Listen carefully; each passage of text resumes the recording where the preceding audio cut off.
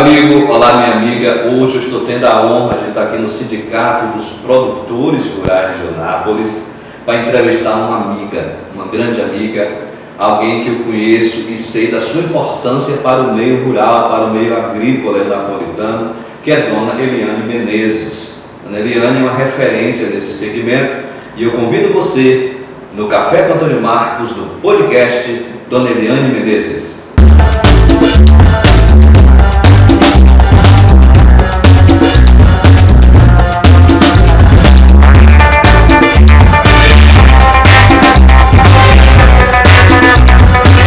Muito bem, estou de volta, estou com Dona Eliane Menezes aqui, no podcast Café com Antônio Marcos, para a gente bater aquele bate-papo bem legal. Agora, antes de qualquer coisa, Dona Eliane, eu queria que você, olhando para aquela lente lá, me dissesse quem é Eliane Menezes? Antônio Marcos, Eliane Menezes é uma produtora rural, uma serva do Senhor, uma pessoa que tem uma vida muito simples, que ama a natureza, e que vive aí, né, estudando, ajudando os pequenos e médios produtores rurais e nessa caminhada aí. Muito bem. Dona Eliane, escuta só, não seria podcast Café com Antônio Marcos se a gente não tomasse um bom café. E eu, como produtora rural, apesar de não produzir café, incentivo demais o consumo do café. Porque gosto de café. E gosto muito de café. Dona Eliane, vou aqui servir um cafezinho. Cheiroso. Você viu aí? Esse café é bom. Muito bom o café. Aqui, Dona Eliane. Obrigada. E a gente vai conversando e dando as nossas bicadinhas no café. Deixa eu falar uma coisa com a senhora. A senhora, desde os anos meados de 60, digamos assim, a família fixou residência em Eunápolis e com isso, inclusive, o nome de Eunápolis, para quem não sabe, essa geração mais nova, por muito tempo foi 64. Foi justamente o ano que a senhora e sua família chegou por aqui, se eu não estiver errado. Correto? Então, veja só, a senhora viu Eunápolis florescer, se tornar o maior povoado do mundo, ser emancipada e já está com 33 anos de emancipação administrativa. Não é isso? Isso. Dona Eliane, nesse período, como é que a senhora viu a agricultura? Como a senhora viu os períodos que a agricultura teve de lá para cá, já que a senhora teve a sua história sempre ligada ao campo, sempre ligada à natureza? Olha, Antônio Marcos, primeiro é uma alegria muito grande ter crescido junto com a Eunápolis. Nós chegamos aqui em 64 e Eunápolis era apenas a metade da Avenida Porto Seguro, até depois do Cambuí ali um pouquinho, a metade da Rua Demetrio Guerrieri, dali para frente já era nada urbanizado. E na Paulino Mendes, que chamava Rua do Peixe, naquela época, Rua do Peixe, terminava ali e o pessoal chama, era Seu Aurelino Cotó, que tem bar na esquina. Cheguei a conhecer. Então é uma alegria ter participado do desenvolvimento de Eunápolis e ver também como a agropecuária do município foi evoluindo. Nós tivemos a época, né, do polo madeireiro, que nós precisamos agradecer a esses capixabas e mineiros, vieram alguns paulistas, mas eram realmente os capixabas, e aqueles capixabas, né, que exploraram, vamos chamar da maneira, não é que chegaram para explorar, mas era o que o governo incentivava naquela época, para que as cidades crescessem, que o desmatamento. Cada um tem um período da história. Ele foi importante naquele momento, hoje não mais, justamente, mas naquele momento foi muito importante, que trouxe Eunápolis, cresceu, né, de uma forma assim, estrondosa, né, que virou o maior povoado do mundo. Nós tínhamos um comércio pujante, nós tínhamos, na verdade, tudo era muito grande. E tudo migrava para Eunápolis, porque na época Porto Seguro não tinha a importância que tem hoje, não tinha o comércio também, tudo era consumido aqui. Não tínhamos também não existia praticamente Teixeira. Não existia Teixeira de Freitas, não existia BR. Então era tudo concentrado em Eunápolis. Eunápolis virou, na verdade, um ponto de referência comercial. E industrial da região. Que era madeira. Que era madeira. E quando os capixabas, né, a madeira encerrou, porque as madeiras eram todas nobres, que eles foram para o Pará. E aqueles madeireiros que ficaram, que tinham origem de produtor rural, começaram então a migrar para a produção da pecuária. Entendi. Tá? E aí, como nós sabemos que a pecuária vem lá, né, desde a época de Cristo, né, e depois vieram os outros capixabas trazendo já a fruticultura, que também desenvolveu demais no município. Dona Eliane, hoje, nos nossos dias, qual é o principal produto do campo de Eunápolis? É agropecuária, é grãos, é o quê? Hoje nós temos uma fruticultura forte. Então, quando nós falamos... Quando nós falamos de fruticultura para o produtor rural, a fruticultura é o café, é a banana, é o mamão, é o limão. Nós temos fazendas em Eunápolis que é referência nacional. Sem brincadeira. Tanto em tecnologia, aqui dentro do município de Eunápolis, como biofertilização, e nós temos muitas fazendas certificadas em Eunápolis. A tecnologia das fazendas de Eunápolis é tecnologia de ponta. É claro que nós não estamos falando de todo o contexto. Entendi. Tá? Mas nós temos fazendas de referência no município de Eunápolis. O pessoal está querendo me dizer com isso aí que nós temos hoje em Eunápolis uma região agrícola pujante, uma região fora desse eixo urbano que as pessoas conhecem, que é do consumo de serviços e produtos. Nós temos fora dessa cerca, lá na zona rural, o homem que produz a riqueza que vem do campo. E temos mais, a nossa agricultura familiar também é forte. Isso que é agricultura de subsistência, não é isso? Justamente. É de subsistência. A de subsistência. É que agrega o pequeno homem do campo. E o nosso papel vem, aí nós vamos falar do Sindicato de Produtores Rurais, que a visão nossa, a visão da nossa gestão, a visão da nossa diretoria é da capacitação. Então nós estamos aqui preparar o indivíduo para ele lidar com o solo, lidar com as estações do ano, as pragas, né, que às vezes vem sobre isso aí, principalmente na agricultura familiar. E quem não conhece o Sindicato de Produtores, imagina que o sindicato só trabalha com o produtor empregador, mas isso não é verdade. Nós trabalhamos fortemente com o trabalhador do empregado, do produtor empregador, e trabalhamos com a agricultura familiar. Com certeza. Deixa eu falar uma colocação aqui. Todos sabem que o podcast Café com Antônio Marcos, nós vamos aonde a pessoa está. Nós não preparamos aqueles estúdios para poder a pessoa ir lá, se deslocar. Nós vemos aqui para poder trazer uma verdade que as pessoas gostam. Nós não temos filtro, eu não faço edição, eu não faço cortes.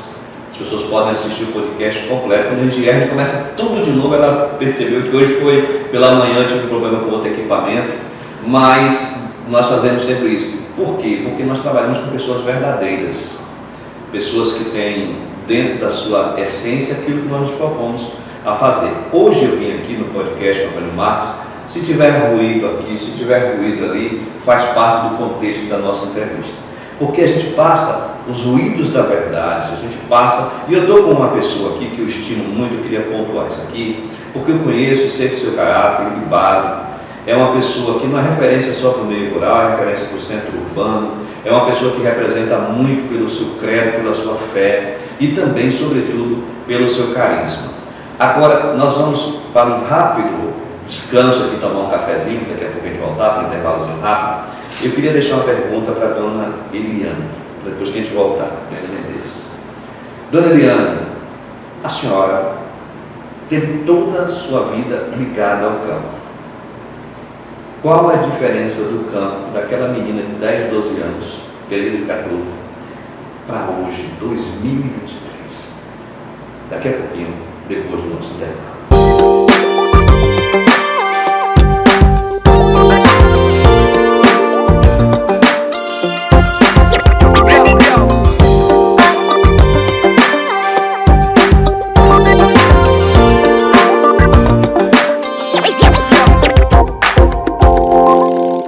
Muito bem, voltamos novamente. Eu deixei, quando eu saí aqui para o intervalo, uma pergunta com a dona Eliane sobre o meio rural, e ela pode até estender para outras conotações aqui, caso queira, do que era na época daquela garotinha, né, de 12, 13, 14 anos, para hoje essa senhora que já tem experiência para poder dar e vender a quem quiser, entendeu? O que era ontem e o que é hoje a agricultura. A senhora hoje preside o Sindicato dos Produtores Rurais de Anápolis, onde tem fazendas com tecnologia de ponta. Então, eu não estou conversando, sem desprezo a ninguém, com qualquer pessoa. Estou conversando com uma pessoa que conhece do que faz, que inclusive lhe chancela, está presidente, que já houve também outros períodos, onde também foi presidente desse sindicato, e foi vice, enfim. Mas qual é a visão que a senhora tem do ontem, do agora, essa diferença desses dois períodos aí de alguns anos? É muito simples. Antes, nessa época de 12, 13, 14 anos, nós não tínhamos acesso a tanta informação. Então, os produtores dessa região, deste município, aqueles que eram mais interessados, iam uma vez no ano na festa do fazendeiro na EMARC. Era uma semana de em Uruçuca. Era uma semana de capacitação para o produtor rural. Só. Por ano. Por ano. Então eles voltavam, muitos iam para sair de casa, outros iam para aprender. Mas de qualquer forma, a palavra nunca volta vazia. Não. Então entrou numa sala de aula, tomou uma capacitação, sempre trazia alguma coisa. Mas nós precisamos lembrar que a época era outra e que aquelas pessoas que iam para aquele curso da EMARC, aquela semana do fazendeiro, ele tinha muita resistência porque ele fazia o que ele viu o pai dele fazer. Entendi. Mas se meu pai fez a vida inteira isso aqui, vou continuar fazendo. Entendi.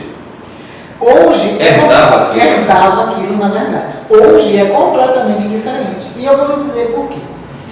Eu assumi a propriedade de verdade em 2004, em 99, quando meu pai teve o primeiro AVC.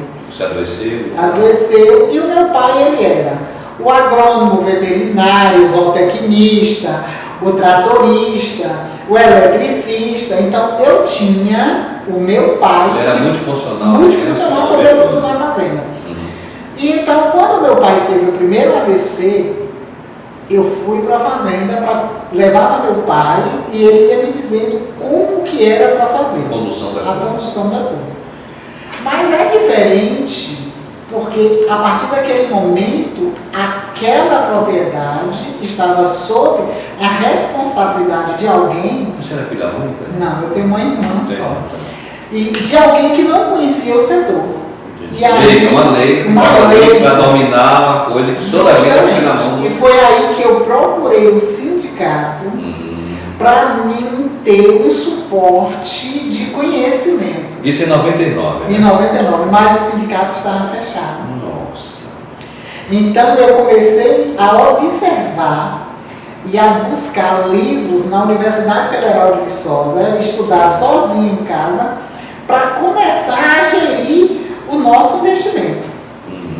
Porque lá no meio rural, você não planta para colher hoje. Você tem que tomar conta do solo, verificar os... Mas eu não sabia de nada disso. Então você precisa fazer, né, todos os tratos culturais daquela lavoura para você ter uma produção lá na frente. Como meu pai era pecuarista... É a história do quem planta colhe. Tem que plantar e esperar para colher. E na pecuária, então eu chegava, eu conhecia, lógico, um macho de uma fêmea, mas eu não sabia o que era bom e o que era ruim. A primeira coisa que eu fiz foi contratar um veterinário. Meu pai nunca tinha feito isso. E aí meu pai dizia, mas para que você vai contratar um veterinário? Sim, mas eu não conheço. Eu preciso colocar isso para frente. Eu não posso perder um bezerro aqui. Entendi. Porque 9 meses para uma vaca encher da parir. Correto. Naquela época, hoje... Já existia inseminação? Já existia, mas a gente tinha boi. Então, assim, e você esperar um ano para apartar o bezerro, então é 1 ano e 9 meses. Não pode dar errado. É os 9 meses do período da gestação e 1 ano para esperar para sair da mama. Então você tem que acertar. Exato. Então foi aí que, quando em 2005 me convidaram a fazer parte da diretoria do sindicato, que reabriram o sindicato, a primeira coisa que eu falei com o presidente do sindicato, nós precisamos capacitar os produtores rurais. Precisa preparar esse pessoal para lidar com a terra. Precisa preparar, porque eu ainda tenho dificuldades. E os meus vizinhos não sabiam me ensinar o que eu precisava. Entendi. Aí eu vinha para aqui, para as reuniões da CGC.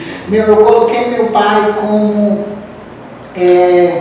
filiado na Associação dos Criadores de Gado de Corte. Nós não tínhamos gado de cruzamento industrial. Esse ano de 2005 que a senhora fala que seu pai ainda vivo ainda. Meu pai morreu em 2004. Morreu 1 ano antes. Morreu 1 ano então, antes. nesse período que ele participou. Mas aí ele foi arruinando, foi ficando em cima da cama. E esse período a senhora teve que se inteirar de tudo. De tudo. Nós tínhamos pecuária e cacau. Entendo. E eu nunca estive à frente disso.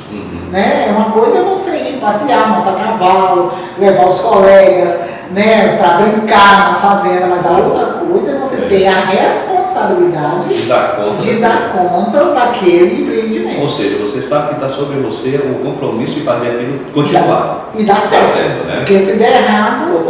Então, o que faz a diferença hoje?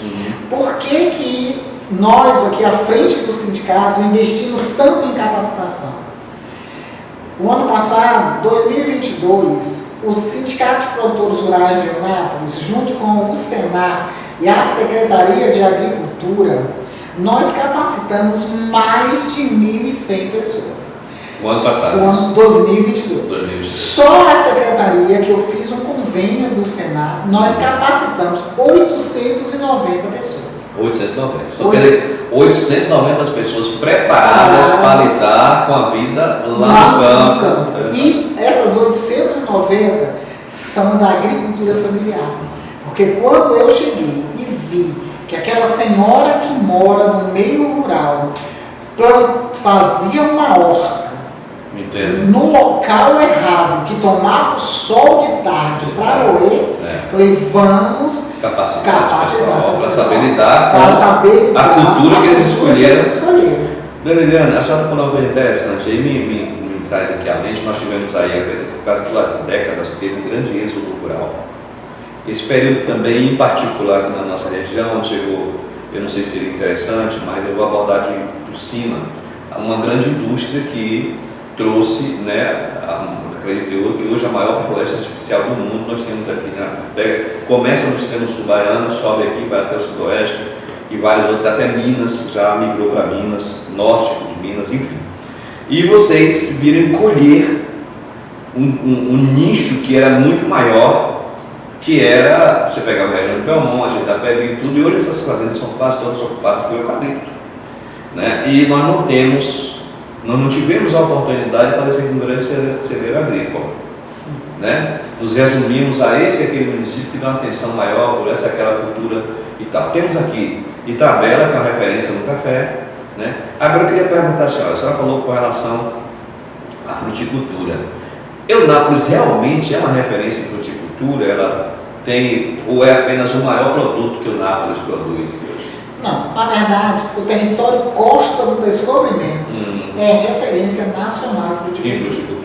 Porque nós temos o café também, né? Nesse contexto, e o cacau, que é a beberia. Então nós temos no município de Porto Seguro uma fazenda que é referência nacional e está no topo mundial em produção de cacau. E daí se estendeu para outros produtores irem copiar aquela tecnologia e fazer a implantar nas suas terras. É um prêmio muito grande com a vassoura de bruxa. Justamente, que nós temos o cacau lá pleno sol. Exato. Aí o que é que ocorre?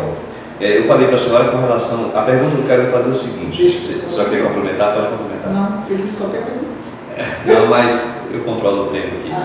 Eu vou dizer para Com você. referência ao que você falou. Uhum. Os nossos produtos, quando a multinacional chegou, nós estávamos numa fase que os nossos produtores, a grande maioria deles, estavam sem condição econômica de tocar as propriedades. Justamente na época da quebra do cacau também. Justamente, foi uma época de crise. Então, o que aconteceu? A gente precisa olhar o lado positivo e negativo da história. Então, como muitos dos nossos produtores não tinham capital para tocar as suas propriedades e não tinham o conhecimento financeiro para a aplicação do recurso. Entendo. Porque a empresa chegou... Não estavam preparados para lidar com aquele momento. Não estava preparada para dar aquele momento. Exato. Então, quando a empresa chegou com aquele projeto lindíssimo, que inclusive evoluiu a nossa região, que aí chega o lado bom da história, quem vendeu a terra não tinha conhecimento financeiro para fazer um investimento em outra coisa. Aí o que fizeram? Colocaram dinheiro a juros, por exemplo, mas não sabia mexer com aquilo. Aí o dinheiro foi acabando, eles não investiram o dinheiro. Então, realmente, nós diminuímos muito o nosso tamanho de propriedade. Entendi. Mas nós aumentamos a nossa capacidade de produção. Eu vou dar só uma paradinha aqui para a gente poder ir para um break rapidinho, enquanto a gente dá uma picadinha no café. E eu volto já com a Dona Eliana, que esse assunto está sendo interessante, que eu vou entrar em outra questão aqui também. Dona Eliana, nós também, com o êxodo rural, que não se aplica exatamente aqui, ali ou dali, nós tivemos um crescimento muito grande de pessoas que eram até produtores, fazendeiros, se tornaram pessoas até indigentes em algumas cidades. Né? Daqui a pouco eu vou voltar com a senhora sobre esse tema. Vamos à nossa paradinha, a gente volta já.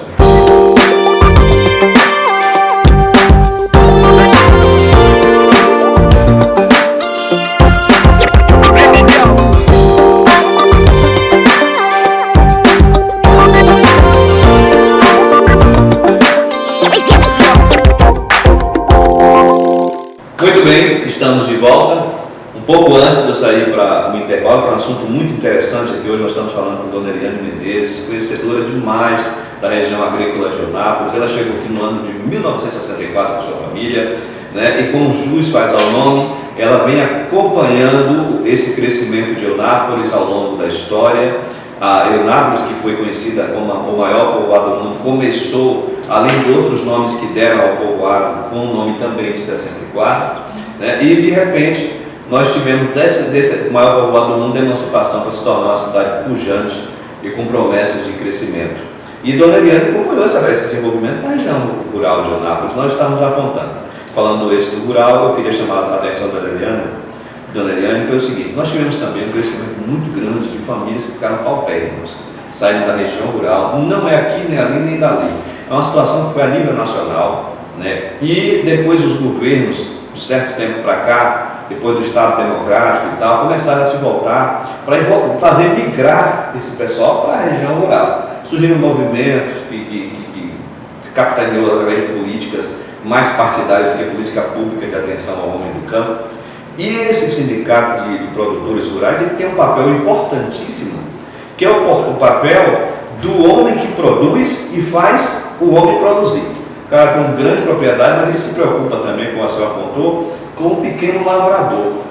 O pequeno homem, que a senhora falou agora, o homem que lida com a terra, sobre aquela senhora que plantava a horta, né, do lado errado na posição do sol. Hoje, acabei de entrar aqui no sindicato, quero deixar registrado, eu tenho uma equipe de uns 15 a 20 jovens aqui, aprendendo, acredito que para lidar com manejar o solo. A visão que a senhora tem hoje é promissora para a agricultura napolitana? Sim. Primeiro eu vou te falar, quando você fala que o produtor vendeu a sua terra, veio para a cidade e muitos a gente sabe que está na periferia. Isso nos deixa muito triste. Por quê? Porque 90% daqueles produtores não tinham ido à escola, não estavam preparados para morar no meio urbano, não tem a mão de obra qualificada para trabalhar, e realmente lá no meio rural o indivíduo consegue sobreviver sem ter uma educação, Uma formação. uma formação. Mas na cidade ele não consegue. E justamente, ele vende, vamos falar, 10 hectares de terra e compra uma casa. Uma casa é o quê? Um imobilizado. O que ele vai fazer? Se não gera renda. Se não gera renda. Gera despesa. Só gera despesa. Energia e água. Entendeu? PTU. Justamente. Então, assim, Nesse contexto aconteceu isso no Brasil inteiro. É verdade. Né? Eu tenho aqui um perfil socioprodutivo de Eunápolis, que até 2022, hoje nós temos uma população no meio rural de 6%. Essa é a população. Ela é muito baixa. Rapaz, eu imaginava mais gente. Não, aqui diz que é 6%. Nessa estatística. Nessa estatística aqui. Que é estatística ou estudo? Na verdade, como nós estamos no período eleitoral do sindicato, eu busco o perfil socioprodutivo do município. É um estudo. É um estudo. Então, aí o que ocorre? Né? Nós precisamos. Vocês foram nas propriedades, quantas pessoas estão. Isso aqui foi feito conforme IBGE, tá? É tudo em cima de dados reais, né? De fonte fidedigna, tá? Então assim, nós precisamos mudar a educação do campo no Brasil. Não é questão de Eunápolis. Não é particularidade. Não é particularidade de Eunápolis. Nós precisamos mudar a educação do campo. Por quê? Porque a educação do campo, ela precisa realmente ter aquela finalidade do campo. Não só porque muitas escolas do campo têm o projeto da cidade e a realidade é outra. Entendi. E quem mora no campo sabe do amor ao campo, mas sabe das dificuldades. Ultimamente, o que é que nós vivemos? Nós vivemos uma situação climática que é adversa. E o pequeno produtor, muitas vezes, ele não tem essas informações. O grande produtor tem, porque ele precisa saber, para ele plantar o ano que vem, ele precisa saber o que o estudo do clima diz, quando vai chover, como que eu vou fazer os tratos culturais da minha lavoura, se vai chover. Mas a gente não controla a quantidade de chuvas. Tá? Mas a gente busca um estudo. Então, quando você pergunta de hoje é completamente diferente. Hoje nós temos uma agricultura 4.0, completamente digitalizada. Você viu os jovens aqui. Eu ia passando aqui, inclusive, isso. Chegou a me distrair um pouco, um monte Esses jovens são do programa Jovem Aprendiz. Eles são contratados por duas empresas né, da agropecuária de fruticultura de Eunápolis. Mas, para eles passarem, na verdade, o curso são 800, o Jovem Aprendiz dessa empresa do Serviço Nacional de Aprendizagem Rural são 800 horas. Mas como que você pega um indivíduo que não sabe o que é agropecuária, que não sabe o que é fruticultura, que não conhece um solo e leva para uma propriedade que tem tecnologia de ponta? Não vai render nada lá. Então, o que acontece? 400 horas é na sala de aula, o Senar traz os instrutores e capacita 400 horas em cima daquela cultura da fazenda, né, daquela empresa rural. E 400 horas eles vão para a fazenda. Para a realidade prática. Para a realidade prática. Aquilo ali. Que é a oportunidade do primeiro emprego. Exato. Mas ele não pode chegar lá, aí ele chega lá, tem um pluviômetro no meio, lá naquela área aberta. Se ele não sabe o que é, não sabe para que serve, ele pode tirar do lugar. E a medição da chuva do ano inteiro pode ter ido embora. Que é uma besteira. É um pluviômetro que o produtor põe lá, choveu, ele vai lá e anota. Choveu, ele vai lá e anota. Depois ele faz a estatística dos 5 anos. Do ano e dos 5 anos. Então ele já sabe, olha, 2023 já choveu. A semana passada, choveu, essa semana que choveu à noite, choveu 19 milímetros. Entendeu? Então, todo produtor aí sabe que choveu 19 milímetros. Por quê? Porque ele precisa anotar para que ele não jogue o adubo fora, que é muito caro, né, que é um dos que a gente não tem controle, né, sobre o preço de mercado, né, dos insumos. Nós não temos controle. É o que nós chamamos de problema fora da porteira. Nós temos os problemas Deve dentro ter da botado bandeira. pelo dólar isso, né? Justamente. Cotação internacional, insumo mesmo. Depois de uma guerra O governo da Ucrânia e a Rússia. Entendeu? É. Então a gente não tem controle E a sobre Rússia, isso. inclusive, tem matéria-prima de defensivos agrícolas e tal. Olha, gente, nós estamos conversando com Dona Eliane Menezes, que é produtora rural, hoje está presidente deste sindicato de produtores rurais. Eu falei desde o início da importância dela neste contexto da produção rural de Eunápolis. Ela nos trouxe aqui hoje uma entrevista agradabilíssima, né, porque é minha amiga, que eu estou contextualizando dessa forma, e que de fato ela representa isso. Uma mulher que tem contribuído muito para Eunápolis, contribuiu até há pouco na vida pública, hoje não mais, e ela tem somado para que a Eunápolis seja uma cidade mais pujante e melhor. Há aqueles que se preocupam mais no contexto do comércio, há os que se preocupam mais em outras situações. Dona Eliane, ela tem um envolvimento e uma responsabilidade social com o homem do campo. E essa preocupação que ela tem mostrado, na verdade, prática, pelo que a senhora me disse aqui agora. Vocês podem perceber na entrevista que foi feita aqui hoje, de que ela conhece do que está falando e tem propriedade. Para nós finalizarmos, Dona Eliane, eu queria perguntar, mas na verdade não é nem uma pergunta, é mais uma citação para que a senhora se dirigisse às nossas câmeras e falasse qual a expectativa que a senhora tem do futuro, não só do agronegócio, que envolve toda a agricultura, mas do pequeno agricultor no contexto de Eunápolis mesmo. Antônio Marques, nós precisamos de políticas públicas voltadas para a agricultura familiar. Mas é uma política de verdade. Não é uma política de faz de conta, não é uma política de papel. Nós temos pessoas no meio rural, na agricultura familiar, que produz de excelente qualidade e que quer, produzir. Então, nós precisamos de N coisas para esse futuro brilhante da agricultura no município de Eunápolis.